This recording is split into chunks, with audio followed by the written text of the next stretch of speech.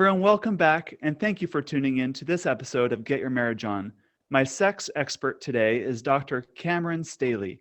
He has a doctorate in clinical psychology from the Idaho State University in Pocatello. This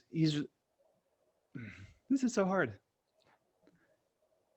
Everyone, welcome back to this episode of Get Your Marriage On. My expert today is Dr. Cameron Staley. He has a doctorate in clinical psychology from Idaho State University. He's worked in counseling centers for major universities and in Utah and Idaho. He's also developed his own program to help men and women overcome habitual pornography use. He loves writing, building Legos with his kids, and playing basketball because he's probably really tall and really fast. I wish. That'd be great. Welcome today. Thanks, Dan. It's great to be with you. So what got you interested in helping individuals overcome pornography? Yeah, I think it all started for me in graduate school. I was interested in working with couples and thought, if I'm going to be effective working with couples, I better learn more about sexuality. And I had a mentor who studied at Indiana University, home of Kinsey Institute. And so we were able to work with couples, but understand sexuality a little bit better. And she asked me for a topic for my dissertation. And I didn't really know exactly what I wanted to research. But actually, the thought came to me while I was sitting in church one Sunday, and someone was talking about how addicting pornography was and how destructive it was to relationships. And those are things I had been taught my whole life and heard and never really questioned. And that was probably the first time that I realized I had never looked at any research on the impact of pornography.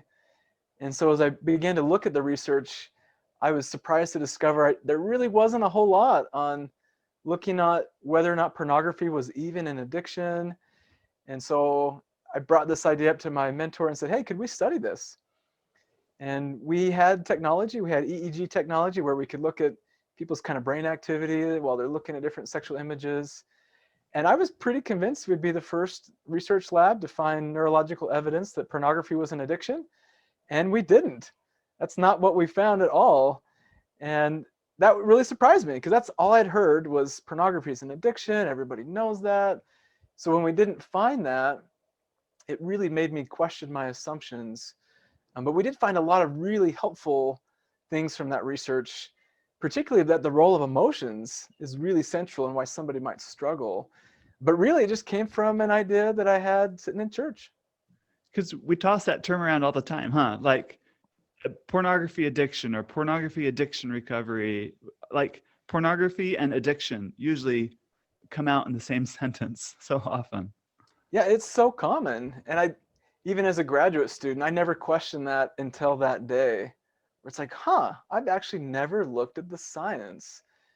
And so even though we talk about it so commonly and it's in the media everywhere, the science behind that has not been solid.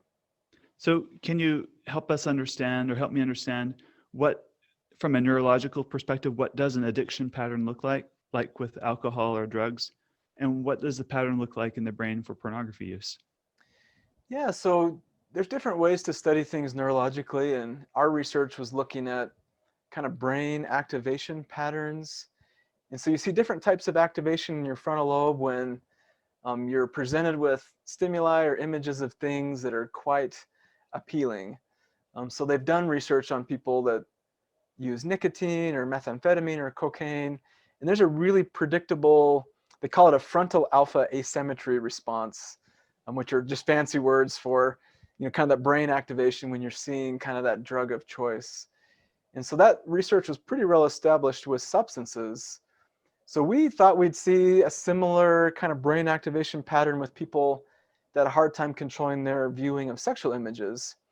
But in our study, we didn't see that same type of pattern at all.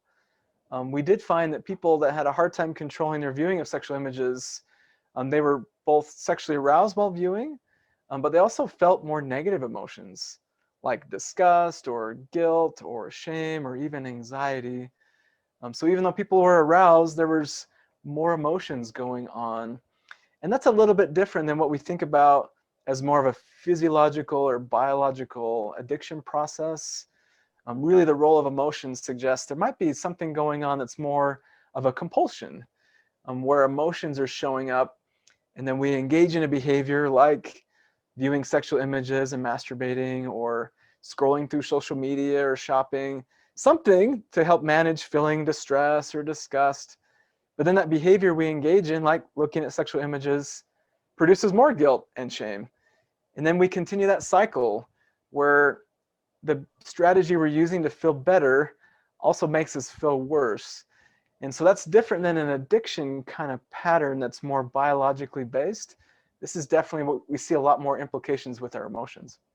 Gotcha. So there's definitely like an emotion that's triggering the desire for those things.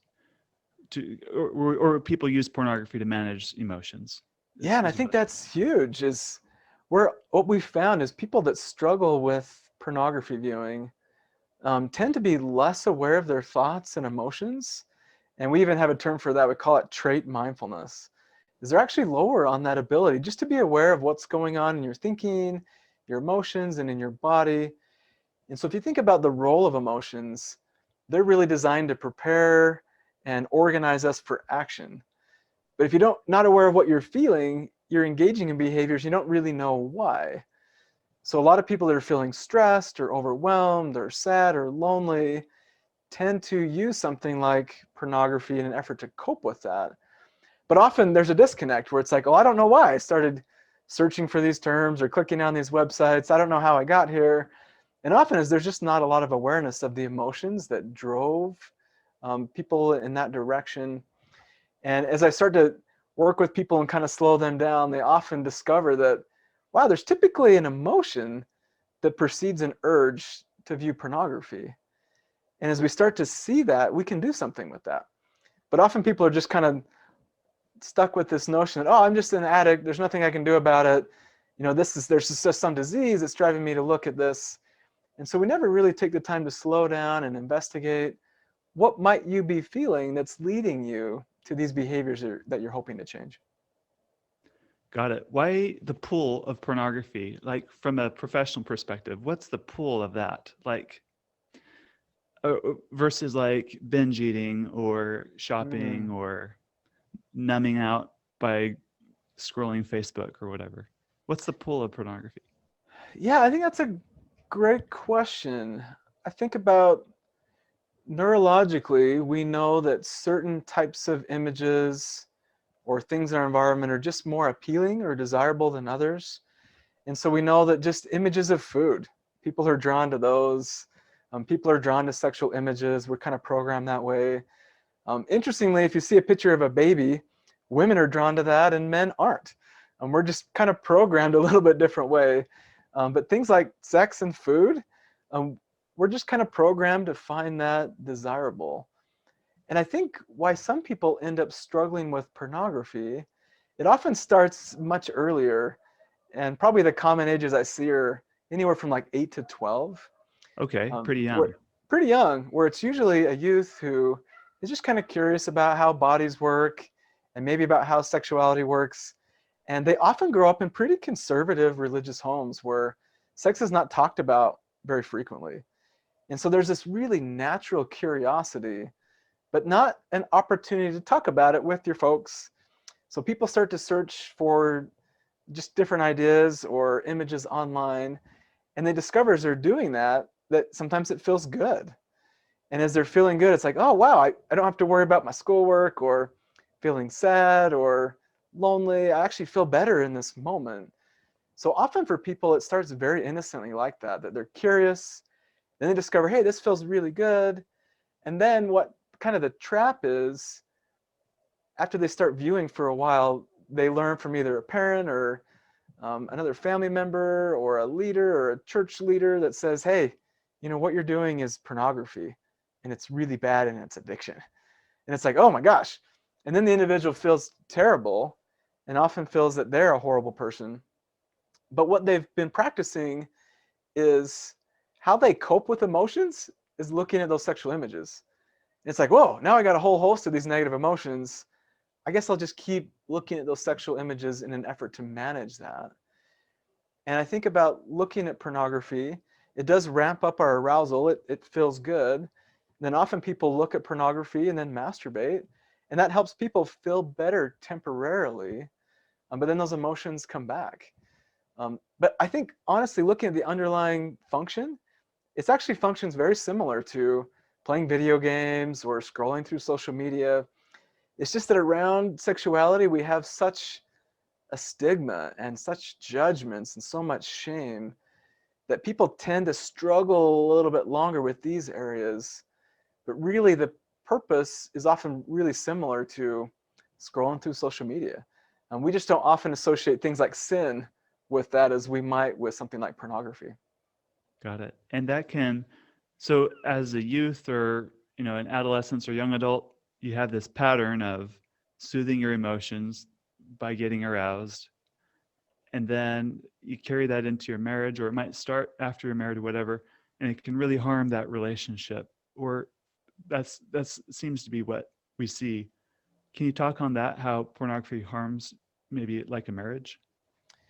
Yeah, I think so much of this comes back to this discomfort around having conversations around sexuality and talking about our sexual history and our expectations.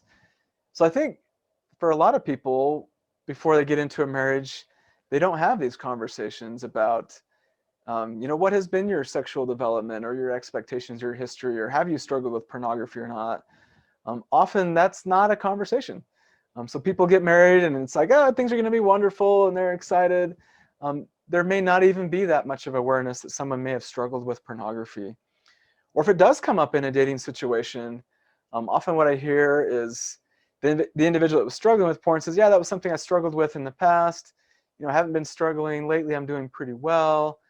And there's this assumption that, oh, I guess you're reviewing pornography for kind of a sexual purpose. So now that we're married and can be physically intimate and have sex together, you won't need to look at pornography anymore. And there's often that expectation or maybe wish or hope. And then pretty early on in that relationship, pornography comes back. Because this pattern of unwanted pornography viewing often has very little to do with sex and a lot more to do with emotions and a coping strategy. So even though you're really excited about being married, there's also stresses and responsibilities in marriages. And so as that conflict comes up and distress, people are going to revert back to these older coping strategies. And I think about looking at pornography and masturbating is not a very sophisticated coping strategy for dealing with kind of life's problems and emotions. But often people feel so shamed about it. It's like, well, I can't tell my partner, I can't believe I did this. This is mortifying. I'll just keep it a secret. And then the partner discovers this or is told about it later on, and they're devastated. This feels like a huge betrayal, and how could you do this? And I think there's a lot of expectations that are shattered and lots of hurts, and yet we don't even have the dialogue or the words to even talk about why somebody might be struggling in the first place. And that somebody struggled with pornography really predates this marriage or this relationship. It really is just an kind of outdated coping strategy. But when it shows up in a marriage, it feels devastating because we don't have those conversations and that comfort around sexuality that we need to. Mm. I like that. So you got to frame it in the right way in order to have a productive conversation about it. So why does calling it an addiction actually make it harder to deal with this type of a thing? I think the word addiction sounds really scary. And often people have kind of been taught that or told that growing up that, you need to stay away from pornography. It is an addiction and it's going to lead to worse things. You're going to assault people or molest children, or I don't know what else has been told. I've heard so many things where I'm working with someone who's been struggling with pornography and they've been told those things where it's like, I'm going to commit adultery. I'm going to start attacking people. And it's like, I can't even have children. I'm not safe anymore. And it's like, whoa, like those things actually, viewing pornography doesn't cause those things. And that's just not how this works. And so there's so much fear about if you have an addiction, this disease, what that might mean for you in your future. And it kind of convinces you that you are this horrible, disgusting predator that's not safe. And for that person, they feel terrible about that. And that's why they're going to keep viewing in an effort to cope with those emotions. Then if you're partnered with somebody where you have those same beliefs about what an addict might do, that's terrifying. And for many people, it's like, well, that's a deal breaker. I was told never to date somebody like that, or if that was my partner, I should divorce them. And for me, that's heartbreaking, because often these are some of the best people I've met. And I've worked with, I don't know how many people with pornography concerns over the years. And often what I see with those that struggle, they tend to be more emotionally sensitive and tend to have really high expectations for their performance, maybe a little bit more on their perfectionistic side, and trying really hard to be good people. And sometimes those are the ingredients to struggling with pornography. And then to put on top of that, you're not safe, you're dangerous, you've got this disease that you have no control over. It kind of takes away all the hope, and it takes away that human who's a real person with feelings and desires and complexities, and really just puts a label on them that says you don't have any control and you're going to be dangerous. And I found that language occurs more often in religious circles.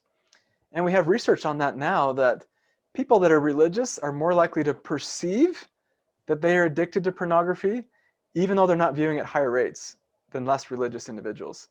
There's a huge difference between perceiving you're addicted and actually having the behaviors associated with addiction.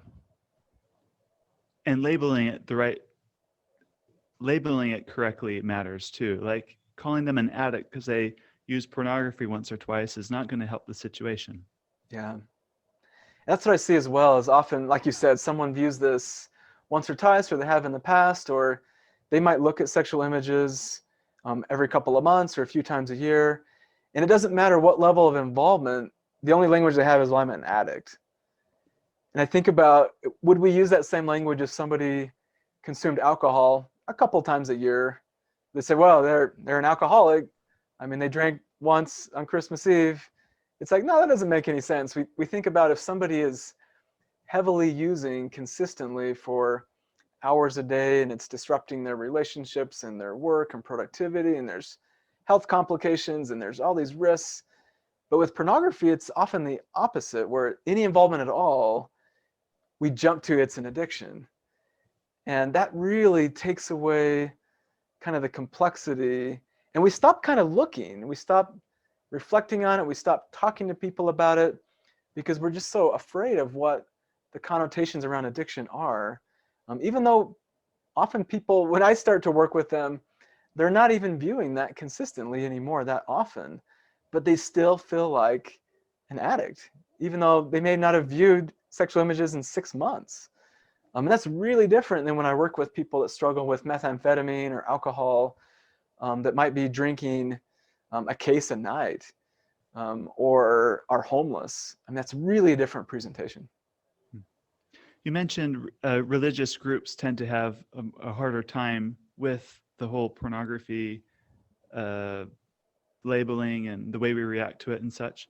I live in Utah, population just over 3 million, which is not a big state in our country compared to, California with 37 million. Yet someone once told me that Utah has the highest rate of pornography users in the country.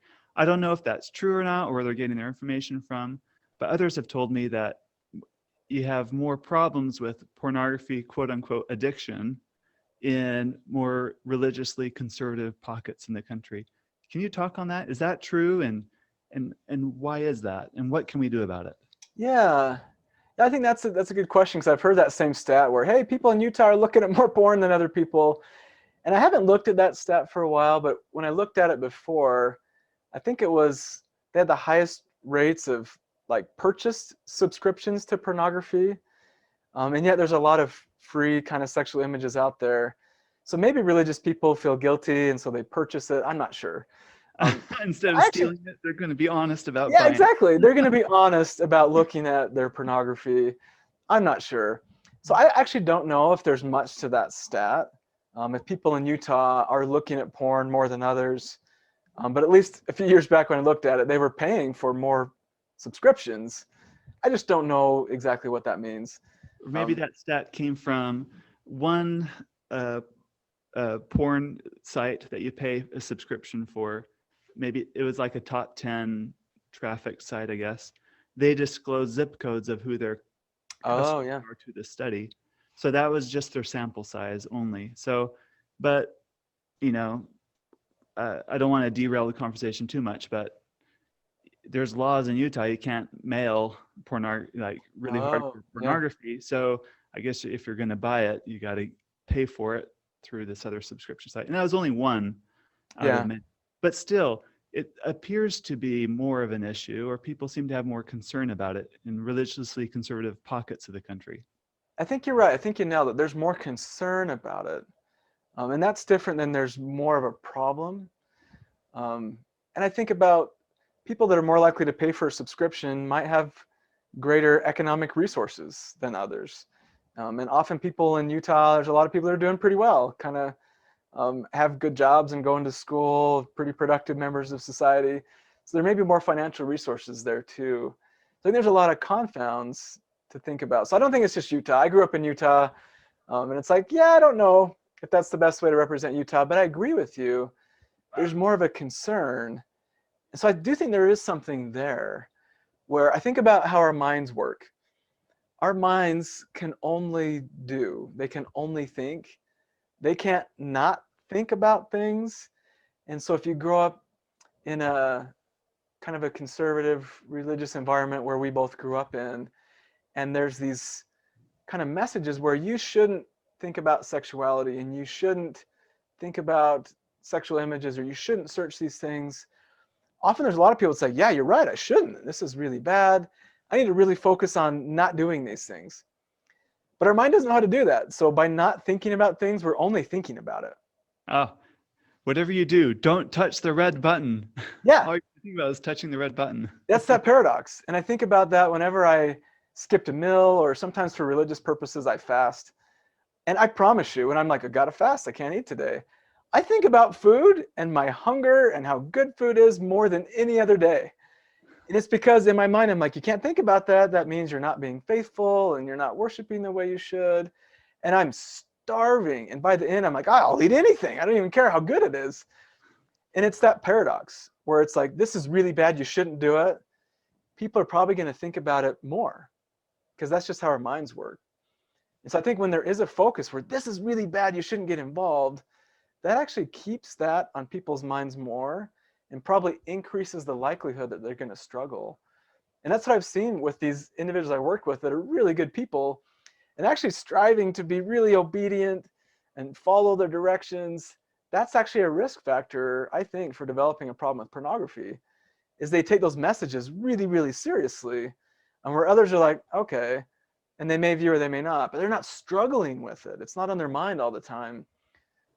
So I think that's generally true, not just in Utah, but I'm in religious circles where morality is a big concern, and often sexuality is something that's so sacred that we put a lot of emphasis on it, but we also don't have much dialogue and conversation and education around it, which is what I found your app Intimacy is so helpful, just to have quality education and to cultivate dialogue.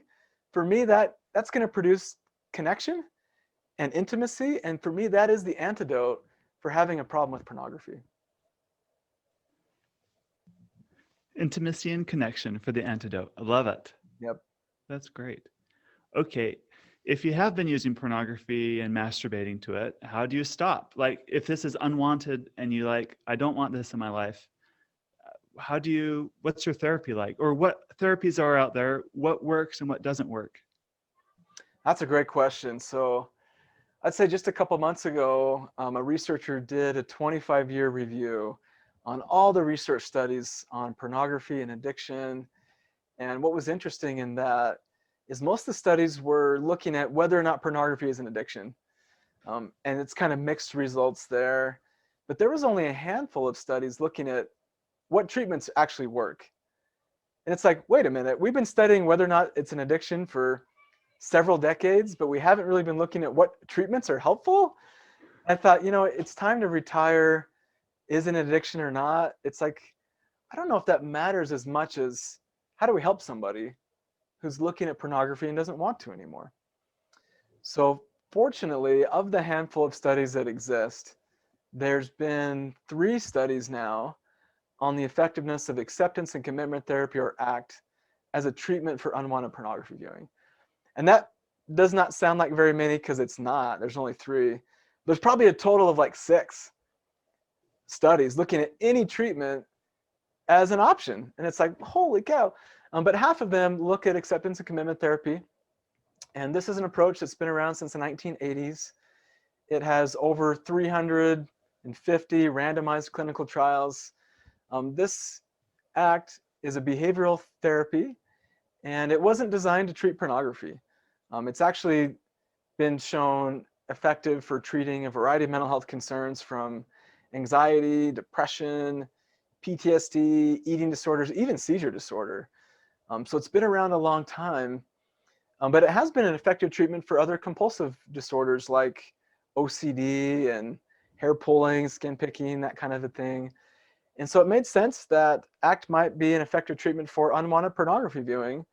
As my research suggested that it resembled more of a compulsion than maybe an addiction, it made sense that ACT might be effective. And so the researchers down at Utah State University, a researcher named Michael Tuig, who worked with Steve Hayes, who developed ACT, began looking at whether or not ACT might be effective for treating porn. And they did their first little pilot study in 2010 with good results. And then in 2016, this is just a few years ago, they replicated that study with a larger sample. And they found that on average, after 12 weeks of participating in ACT therapy, people were able to reduce their viewing of pornography on average by over 90%. That's incredible. That's better than the STEP program. It's huge. Uh-huh. And these are people that were viewing on average for over 10 years of their life.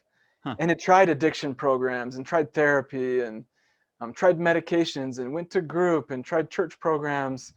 12 weeks, we're talking 3 months, on average, over 90% reduction. And what they found is even 3 months later, they still had over an 80% reduction in viewing.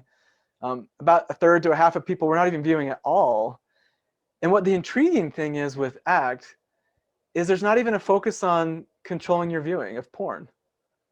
Because it's not about the porn. It's not about the porn. What is it about?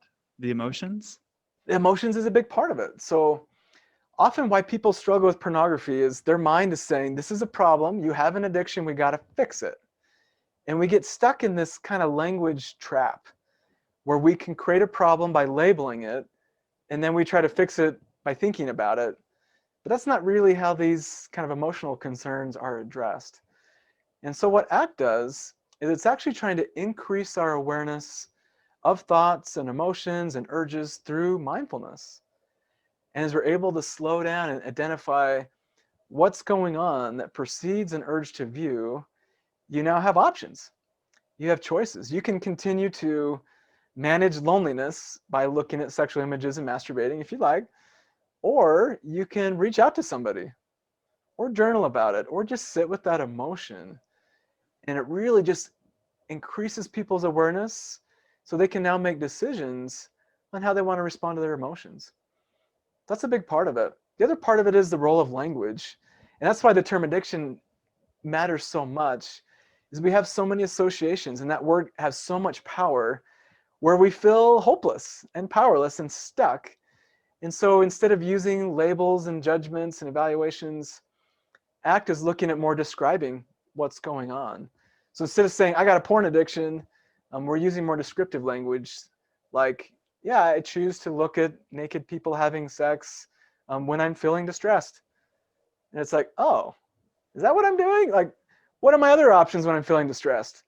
So it's letting go of some of those evaluations that keep us stuck. I like that. And the problem with labeling yourself as a pornography addict kind of removes a little bit of power to make your own, like abdicates personal responsibility that you can solve a problem too. It absolutely does. And I think that's why that addiction language really caught on, especially in religious circles, where there were people attending church, good folks, and then all of a sudden, like overnight when the internet showed up, people are struggling with pornography. And it's like, wait a minute, these are good church-going folks, good people, they wouldn't be struggling. This must be a disease. This got to be an addiction. It's the only way to make sense of it. And I think calling it an addiction in some ways kind of alleviates, like you said, some of that responsibility, some of that shame that I'm not choosing this, it's an addiction. So it helps us feel better a little bit, but then it perpetuates the problem because it takes away that responsibility. And so for me, through ACT, what we're trying to help people recognize is that your behaviors are always 100% in your control. It's the thoughts, emotions, and urges that just show up. But sometimes we're so focused on, oh, having sexual urge is bad, or feeling anxious is bad, I got to control that. And the more we try to control thoughts and emotions, the less control we have. But that behavior of viewing or masturbating is always in our control. And sometimes we lose sight of that when we just believe we're addicted. So let's talk about the A in ACT. That's acceptance. Why is that such an important first step? Yeah, acceptance. And I find that word quite challenging because a lot of people, it's like, wait, you want me to accept my thoughts and my urges that I don't like? And sometimes I think about an even more helpful word is willingness. And it's more about, are you willing to experience uncomfortable thoughts? And are you willing to experience a sexual urge without needing to do anything with it? So for a lot of people, when they're feeling, let's say, anxious, it's like, I got to get rid of this as fast as I can. So I got to go for a run, or I got to look at sexual images and masturbate. I got to feel better. I can't tolerate this emotion. And so with that acceptance piece, we're actually cultivating people's willingness to sit with emotions like anxiety or sit with a sexual urge. And that for me is the key. For so many people, it's like, oh, I got a sexual urge, this feels uncomfortable or it's bad.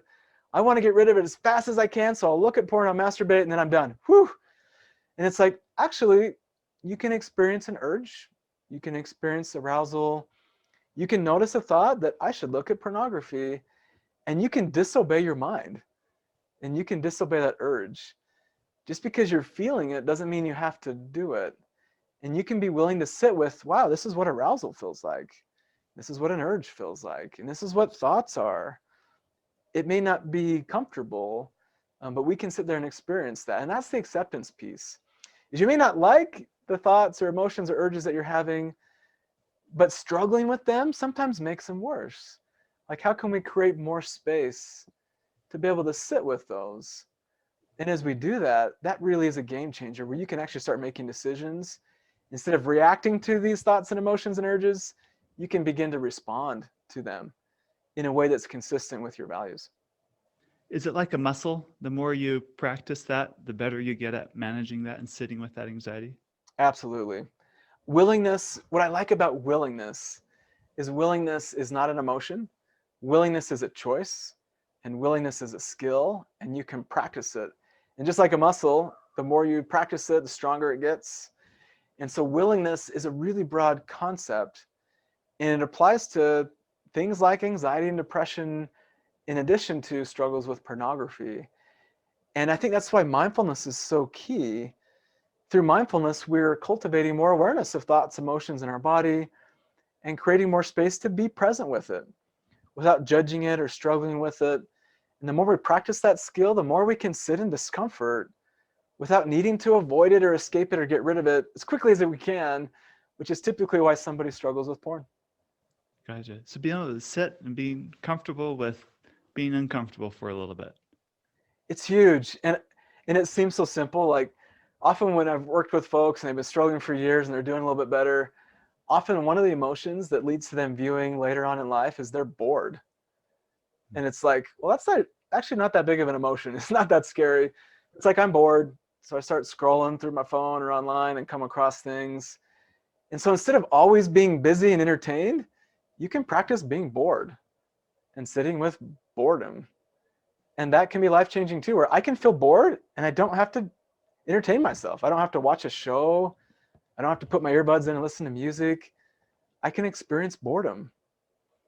And that seems so simple and basic, but for a lot of people, they're still viewing porn because of emotions like boredom.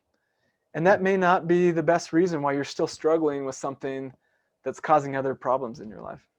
I know someone that told me he tends to look at porn when he's feeling elated or success, like feeling really good. That's kind of when he tends to want to manage that emotion by bringing himself down, I guess. I don't know. Really? Well, I've seen that the one thing I learned about emotions is they love themselves. So sometimes when we're feeling good, we're more likely to joke around and laugh and make connections. And sometimes sexuality feels good. And so it's associated with that. Like, oh, I'm feeling good. I want to feel even better. Or some people, it's like when I'm feeling down, I'm going to listen to sad songs and feel even worse. So sometimes emotions just love themselves and perpetuate that. But yeah, sometimes when people are happy and doing well, that can be threatening and scary, where it's like, oh, I'm actually doing really well. It's like, uh-oh, what if I do fall? And so there's another emotion that shows up there. And so they may be trying to cope with that emotion through that primitive, outdated strategy of looking at porn. Are emotions also sometimes like a thermostat where we have an upper limit and a lower limit? When something gets, we're down on our mood, we want to do things that'll bring us back up. But also on the upper limit too, when things are going great, we tend to do behaviors that bring us back into range. Oh, I'd have to think about that one. I think I've definitely seen a range, and I think there's some complexity in human nature where we have different strategies and maybe different baselines for emotion. So I'm actually somebody where I don't feel a lot of emotions very strongly. I kind of have this kind of plateau type of emotions, and sometimes I feel really happy and sometimes I feel a little sad, but typically I feel pretty good. And so I don't engage in a lot of activities to ramp up those emotions. I enjoy being kind of serene. I'm a pretty calm person. But other people that have a lot more kind of dynamics or ranges of emotions, sometimes we might see that where they know what feeling really, really good is like. And so they might engage in a lot of exciting activities to get up there. But they also know what feeling down, like really down, is like, and they'll do anything to get away from that. Where me, I'm kind of middle of the ground where it's like, I'm pretty even most of the time. And so I hope that answered your question, where sometimes people, yeah, they do. They know what it's like to feel really, really good and feel really, really bad. And so we may be choosing to do something like look at porn for different purposes, to feel better or to continue feeling good or to try to get our internal state to feel a certain way. I think, yeah, we focus so much on, I want to be comfortable. And I think we have different levels of comfort. What are some other things that you can do to help you if you have unwanted pornography viewing in your present or in your history? Does like having a good circle of friends, if you're a guy friends, if you're a girl, some girlfriends, does that help? People to be honest to, accountability groups, things like that? I think that's a great question. And I would say, as we talked about earlier, connection really is the antidote.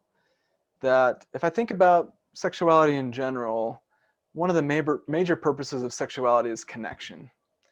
But connection's scary. It requires vulnerability and risk. And so a lot of people turn to pornography kind of in a way to get a measure of connection, but in a really safe way. So But for it's me, counterfeit because it never really produces connection. it doesn't.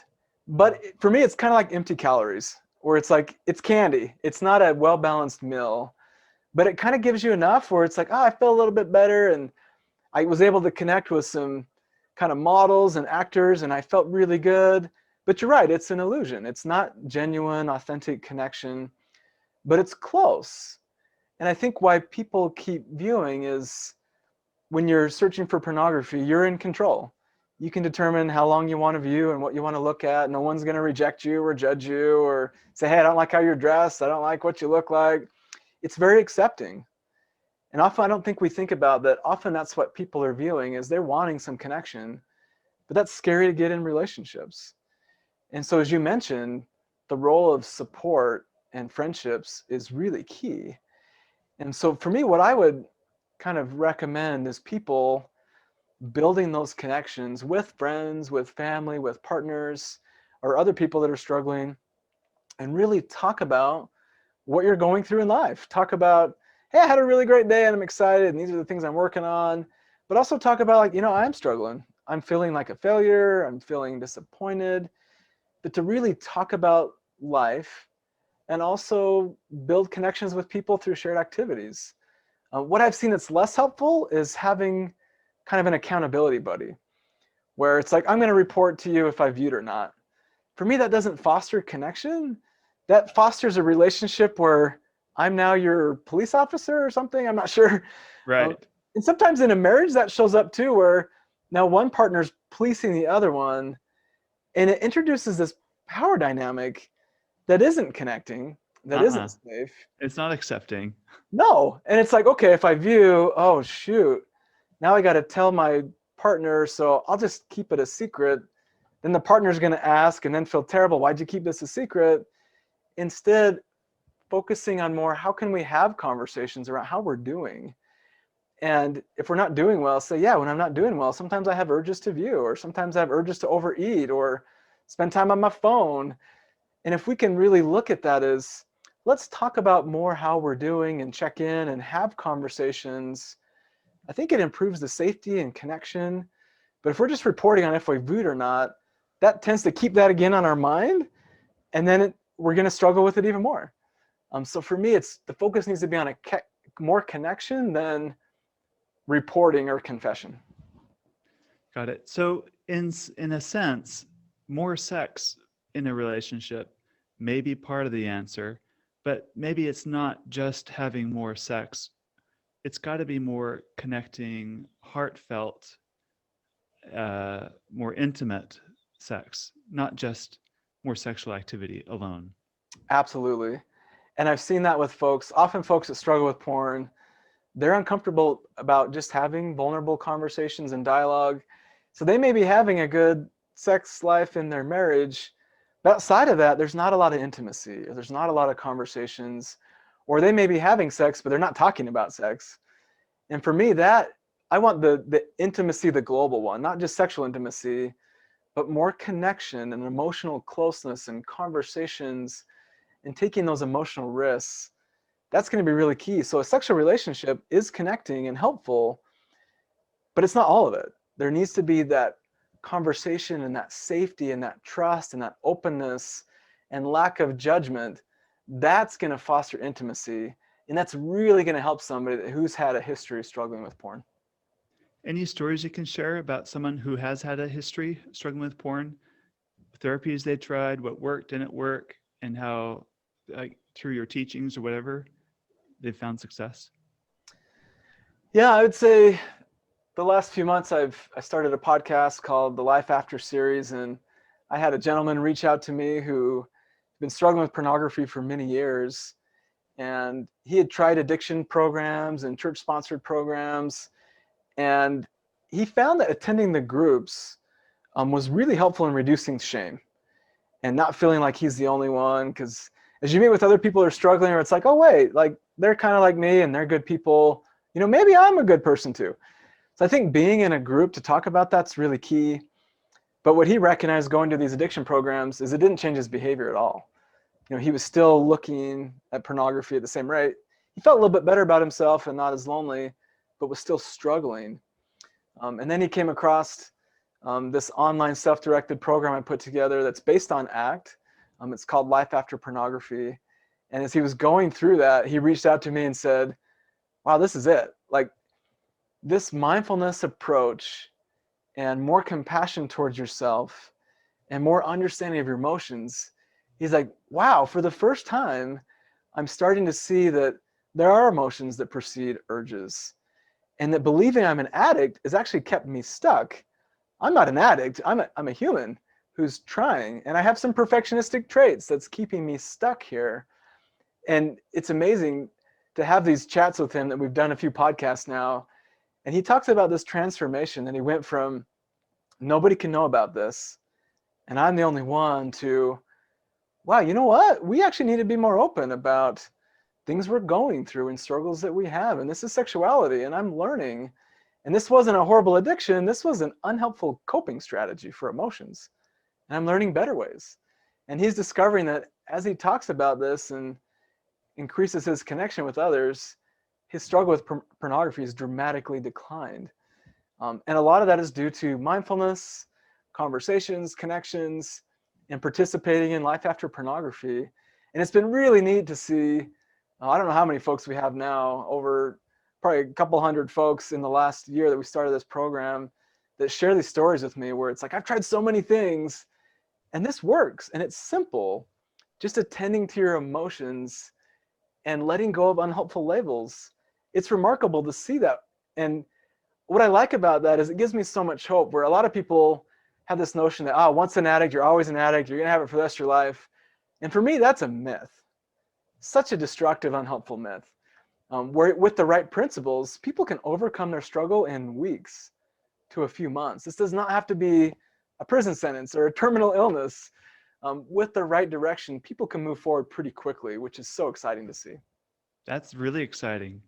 If you're listening to this and your spouse is the one that deals with, that you just found out they habitually use pornography, what are like 5 things never to do that might ruin your relationship? And instead, like a few tips of the right approach to take. That's a great question. So I think initially, if you discover your partner's viewing, you're going to probably attack yourself and say, what is it about me that I'm not doing? Like, I'm not enough. I'm not attractive enough, or not good enough in the bedroom, or, what's undesirable about me? And I would say it's natural for our minds. Is it? It's not. But I'd say it's natural for our minds to say, it's got to be about me. Because if it is, it's something you can control. And then we feel safer again. But this probably isn't about you. Like, your partner struggled with porn, predated ever knowing you. It showed up when they were a kid. This is just an old coping strategy. So I would say, instead of questioning what you're doing wrong, I would instead encourage you to honor your emotions, that you're feeling scared, that maybe you're confused, maybe you're really angry at your partner, maybe you're really afraid that what this might mean for your marriage. I would say allow yourself to feel those emotions, and don't judge yourself, but be more open with, wow, this is what I'm feeling. And then I would say talk openly about those emotions. You may journal with those, have a good friend or family member, talk to your partner. Some people talk with a counselor about those. I'm feeling really scared. I'm feeling betrayed. I'm really upset. All those emotions are valid. They're normal. It's okay to feel those. But yeah, don't attack yourself. That's not going to be helpful. And then I'd say pretty quickly we start to attack our partner, where it's like, how could you do this to me? Like, you're unfaithful. You betrayed me. Like, why? And I'd say really look at this and be curious, which is really hard to do when emotions are activated. But be curious about, like, well, why are you looking at pornography? How long has this been a concern for you? When do you tend to view, and what's made it difficult to talk about with me, and how can I help? So really, instead of looking at your partner as an addict, really look at them as your partner who's struggling with an unhelpful coping strategy. That your partner's not the enemy. We need to develop better coping strategies. And that's something that you can share together, that you can navigate. I'd also say don't become his accountability partner, where he's got to confess to you. Don't purchase a filter where you get like a report of what he's looking at. That really changes the nature of that relationship. I find that to be unhelpful. I'd also say find how you could relate. Where sometimes it's like, well, I think that's disgusting. You look at porn, like, I'd never do anything like that. And you might not look at sexual images to cope with emotions, but you might turn to food, or you might turn to gaming or social media or shopping. And those might have the exact same function. It's just that we don't have a stigma associated with those as being awful or sinful or disgusting. But you might be like, oh, you're right. When I'm feeling sad, I scroll through Instagram. It's like, yeah, it's the same thing. Your partner is just looking at sexual images. So finding how you can relate, and then find ways to, how can we have ongoing conversations that are about life and your struggles and things that are going well, that are not just about you have this horrible porn problem. So I think that's really key. And then I'd say in that moment, what I've seen that's so heartbreaking is somebody discovers their partner views, and it's like, I got to make major decisions right now. Like, get out of the house. We're divorced. We're done. It's like, we're moving out. It's like, don't do that. Like, take some time to understand and to feel before you make major decisions. And I've worked with so many couples over the years where these are some of my favorite couples, where they come in, They're really distressed because, they got an addiction and we're done. And as we've worked together, those are some of the strongest relationships. And I feel like their marriage is going to be so solid, because pornography was really an opportunity, one they didn't want, but an opportunity to develop deeper connections, have really difficult conversations, and build a level of intimacy through vulnerability that they had never imagined. And so they wouldn't have chosen pornography as like the catalyst for that. But pornography can be a catalyst to develop those attributes of a marriage that are so desirable. It does not have to be a deal breaker. It doesn't have to be. And too many times I've seen that, where our beliefs about pornography are way more destructive than actually looking at sexual images. So slowing it down, getting educated about that, and maybe working with a counselor if you need somebody to help mediate or guide that conversation. But often when we feel scared, we feel a sense of urgency and we speed up. I'd say, well, slow it down. Let's slow her down. Let's figure out what's going on here. And I'd say most often it's workable. But I think the one thing I've seen where someone's like, well, yeah, my partner's looking at porn. Oh, and they cheated on me too. It's like, those are different things. And often we blame pornography for all these behaviors where, oh, his addiction is why he cheated on me. And it's like, no, your partner chose to view porn and they chose to cheat on you. Those are different things. But in my experience, many of the people I work with that struggle with porn are going to be very loyal, very faithful. That's just an emotional coping strategy. So pornography doesn't cause infidelity or cheating, but somebody who also views porn may also cheat. Those are different things. Correlation, not causation. Yeah, absolutely. Just correlation. So I'd say understand your partner. If your partner's cheating on you, that's a different thing. This isn't a porn issue. Wow, that's an infidelity. That's a major betrayal. That's a whole different ball game than they're using an ineffective coping strategy for emotion. I have 6 kids, and you have children too. Yeah. What are some ways as parents we can help our kids develop good emotionally coping strategies so they, I don't know, as adults, they can have better relationships? I love that question, because my goal would be someday to never work with pornography concerns again, that I don't ever have to work with someone. It's like, I've been struggling for 15, 20 years. And I actually think that's a possibility if we have better conversations with our children. For me, it starts there. This is not I hope I don't get an addiction. It's like, no, if we help children with their sexual development with quality education, we're going to be in good shape. And so it all starts with your kids. And I think as parents, I've got 4 kids, and I'm like, I don't want to mess this up. There's so much pressure. But the first thing I would say is focus on cultivating a healthy relationship with your children, where you can talk about anything. You can talk about sports to their friends, to what questions do you have about your body or sexuality, or let's play games together.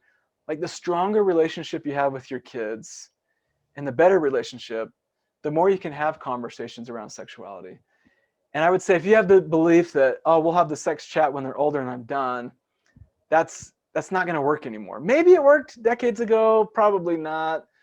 But in this day and age, it doesn't work. You're setting your kid up to fail.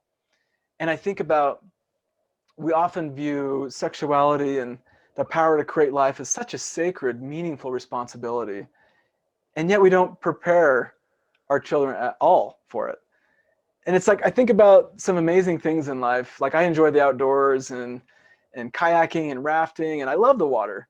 And the water can be so safe if you have a life jacket and know how to swim and you got some people in the boat with you. But imagine you're like, oh, water is so dangerous. I'm never going to teach my kids how to swim. I'm never going to tell them about a water or a life jacket. Oh, I'm never going to tell them anything. And then when they're older, they're going to come across the river and drown. It's like, no, we need to prepare our kids early to have ongoing conversations around sexuality and point them to helpful education and resources. But then I'd also model to them openness. Too many times I see people grow up and like, oh, my parents are perfect. They never had conflict. They never struggled. I don't know what's wrong with me. Like, I'm struggling. Like, I feel anxious and depressed. And it's like, I promise you, your parents are struggling too. They should have just been more open about it.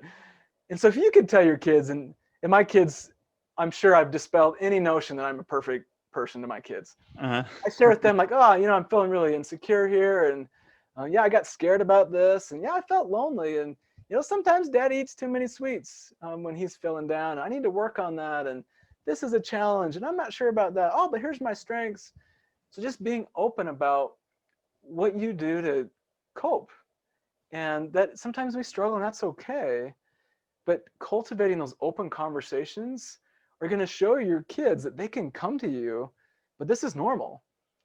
And so when you're struggling, you don't need to hide and look at porn to soothe yourself. You can talk about it. And for me, that's how humans cope with distress. We talk about it. There's really no magic to counseling.